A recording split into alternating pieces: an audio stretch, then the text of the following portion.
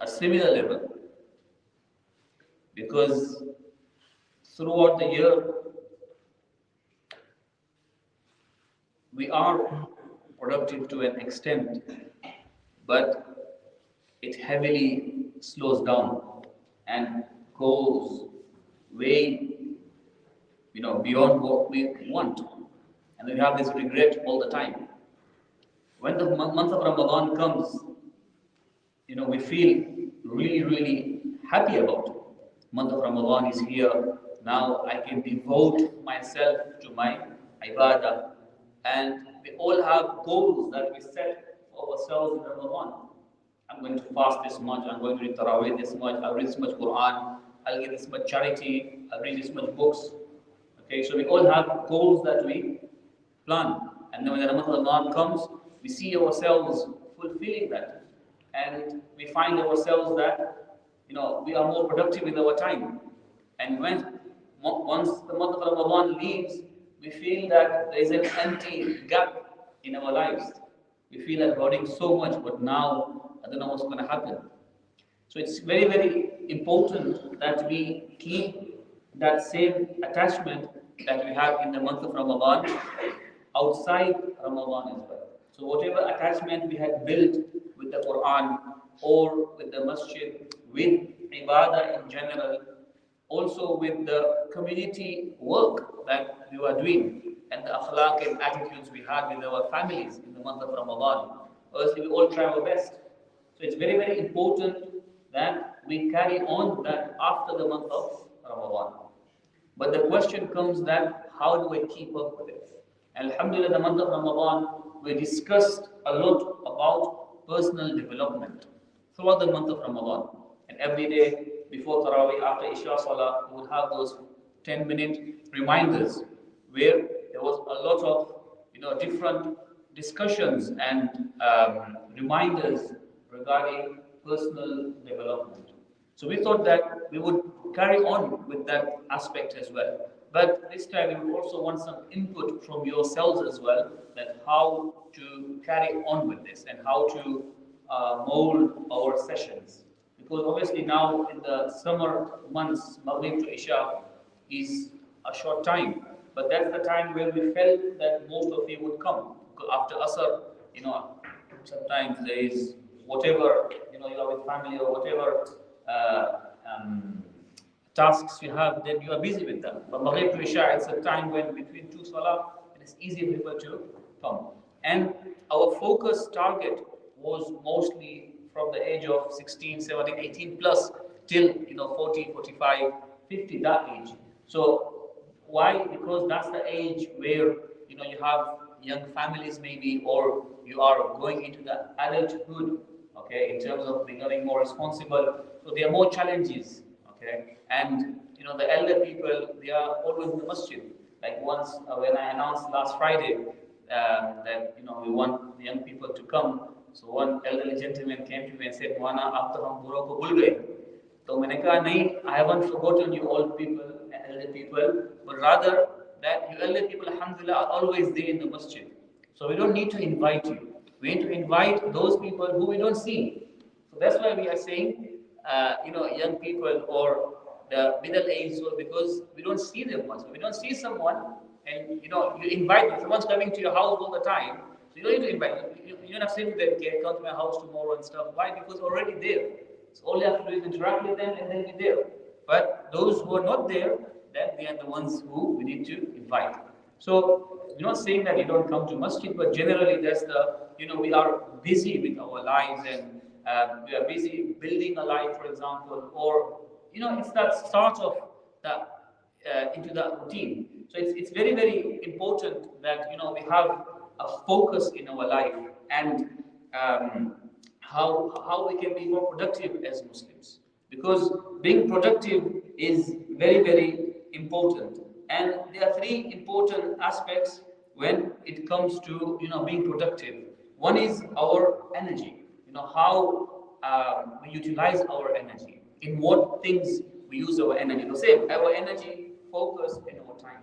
So once we master these three things, then we can enhance our productivity as Muslims, and we won't feel regretful all the time. Because many times what happens is that if we're not productive and we waste our time, then we are filled with regret. Now, usually regret is a good thing. Why? Because regret is meant to make you more productive, make you feel bad about yourself a bit, but then it's like, no, I've done something wrong and now I'm regretting, and now I need to make sure that I focus and I become better. Okay, but sometimes, or rather most of the time nowadays, the attitude regarding regret has changed. When it comes to regret, okay, many young people feel that, oh, I can't do it. So it's a sense of a negativity that you begin to feel that I can't do it, I'm not productive, I wasted my time, and rather than pulling up your socks, you start to feel more lethargic, and there's no encouragement around you as well, and sometimes attitudes about our community as well, or sometimes you are told, you're just like that, you will waste your time, wasted your life. So it kind of, that whole cycle carries on and on.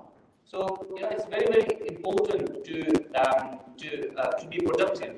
But that's why the whole purpose of us sitting together once a month, okay, is to come together and discuss those things and maybe reflect back on how our month has gone, or maybe you can give suggestions that these are certain topics we need to discuss or we need to learn more about.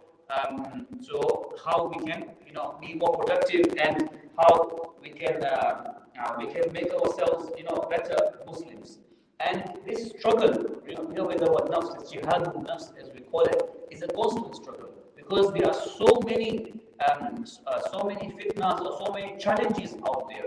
And at the time of Rasulullah sallallahu alaihi wasallam, they all had the Prophet sallallahu alaihi wasallam who they could turn to. Whenever something would happen, they would at once go to Rasulullah sallallahu alaihi wasallam, though he was there in his physical form. And that's why they became the Sahaba. Why? They would spend time with Rasulullah sallallahu alaihi wasallam. Now today, Rasulullah is not here, but we have his sunnah, we have his teaching, we have his way of life, and we have people, who can guide us and help us through overcome all the struggles and all the fitnas, all the challenges, if you want to put them.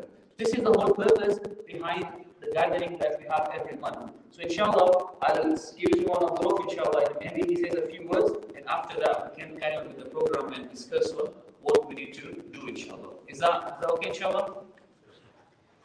Bismillahirrahmanirrahim. We are here for a temporary time in this world. So just as every month get together and discuss, eat, reflect, and refocus, and become re-energetic towards the goal of our life. And once we are very busy in the world, we forget. And that's how we are as a human. So we need to have the ambitions. We need to have someone who inspires us all the time. Because if someone is not there to inspire us, our life will go. Imagine each and every one of you have a good achievement in your life, mashallah. So there must be someone behind you who have brought you till here.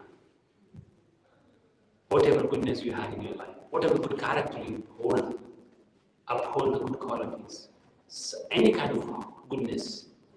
So we need to have those kind of companionships again and again, gathering again and again to inspire us, keep inspiring us, injecting some goodness in us so that we keep ourselves on the right path. And every great person had someone. Every great person had someone in their life who made them great. The moment you don't have someone around you, we lose the objective of our life, and the life disappears. Life disappears. And when we come to the end of the tunnel at the age of 60, 70, 80, we regret. At that point, the regret is not much use. But now we can make so much changes. So each and every one of us, we joined Madrasa at the age of 18. So our Hazrat was there. He showed us the path. And we try to uphold the path. And to uphold the path, it's not that our Hazrat told us to do this, and now he is gone, so we forget the path. We keep going to our teachers again and again, so inspired, so that they can keep inspiring us, and so we can keep carrying the good work. So that is why the Hadith of Prophet Sallallahu Alaihi Wasallam, you are on the deen of your companion. So we are just that's why we are gathering every once a month here. One of my friends in Birmingham, it's called Mona Adam, and in Saddam Hussein Mosque. He started this journey with the young ones once a month. So he has, so me and Mona discussed that we can do the similar thing because whenever you travel, you learn something from somewhere. That's how the life is. Wherever you go, you learn something. Today we went to Abdul Khaliq's mosque, Abdul Khaliq's masjid in Glasgow to pay the respect to his great grandmother passed away. She was 96-year-old. She's 96-year-old. And this was the first Ramadan she never kept a full Ramadan fast. 96-year-old. What a life, subhanAllah. Jannati. So we seen the new masjid, we took the new ideas from there, and we shared some of our ideas. That's how we grew. That's how we develop. We help each other. We support each other. So the plan with Mona Adam, what he does, he on every last Sunday or last Saturday he had a suggestion box, and he keeps a suggestion box there somewhere in the masjid. Around the month, a youngsters comes, they write a topic and drop in the suggestion box. And on the day when they meet, it's a 45 minutes, 1 hour program. So they meet, they talk on that topic specifically, and then one of the topics, and then they sit together for 10 minutes, do a zikr. Third kalima, istighfar, durud sharif. These are powerful things. Change the ideology, connect us to Allah. And then they 5 minutes they read Quran. 5 minutes they read Quran. Imagine this thing, there are so many of us who might not touch Quran on a regular basis, or weekly basis, or monthly basis, or yearly basis. If you come to masjid, because just a gathering, everyone is reading Quran, you will connect with the Quran. And then they have food. And food is something which unites us. Everyone loves food. We sit together and have good friends, talk. Madrasa, just will finish in madrasa is so important. Many of you who built a friendship in madrasa, and if you go to uni, you will still hang about with the same people. And when you get married, you still hang about with the same people. And after marriage, when you have kids, your kids hang about with the same people. Is it true or not? Is it happening or not? Yes, it's happening. The boys who went from our madrasa to Aberdeen, they hang about together because they have something common, what? Islam. The girls who graduate from here and went to Aberdeen or Edinburgh, and they found anyone from madrasa, they hang about together. Why? They have something common. What is Islam? Because if they hang about with someone else, they won't keep up with Islam. Halal things, because they eat haram, means pork, ham, alcohol, many things. So they better, they make their own crew. Oh, you're from Delhi, we're all from some masjid, and that's how we help each other. So what do you guys think of this idea after every, maybe on the last weekend, we get together, talk on one topic, any topic which has been suggested by you, and do some zikr, do some Quran, and then food. Even like if it's a workshop as well. So like you want to do a workshop on a certain topic, for example, then we can do a workshop on that as well. I mean, it could be anything like, for example, how to make our dua more powerful, so it's like what to do and just and also a basic example. There could be many different things. And also, the challenging topics like relationship before marriage.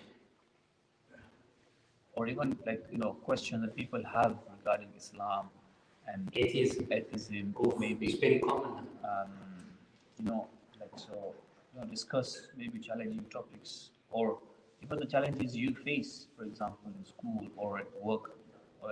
Not school, but more like, college, because you're older. And also it's like a time where you come together and just sit there for like 20 minutes, half an hour, just sit and just maybe read Quran or, do some zikr and stuff. But also talk and have a mix of things. And what do you guys think?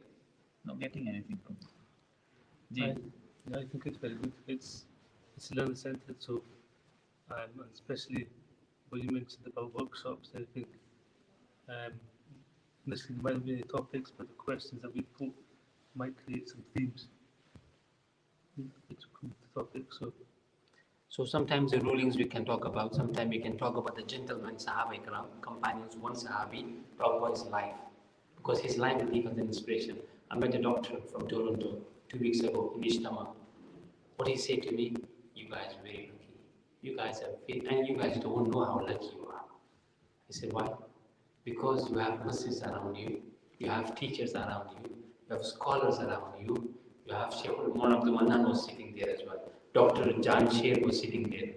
Yeah, and he said, you have scholars around you, you have maktab around you, you have such a good system in maktab. He said, come to Canada. Come to Canada. You will see a child who is a teenager who is in uni first year, second year, he doesn't know how many rakats in Zohar Salah. Zohar Salah. So this is an opportunity, inshallah. yes, sir. So the food is here. We don't want to keep you away from the food. And so next, maybe we'll hang a suggestion box somewhere for the topics. And whenever you come from Asr, Maghrib, Isha, just drop the idea, and we will choose one of the topics and discuss it next. Maghrib, Next Isha, day. good time? yeah. Yeah, it's an ideal time. Is it a good time for everyone? Kids are in bed. For now, Yeah. is that okay? Guys, Maghrib to Isha is fine. Sunday is fine or Saturday? Sunday is better. Sunday. I think And there's no Saturday because interesting the games school and stuff day. on Sunday night. These are Chalo. speakers and stuff outside.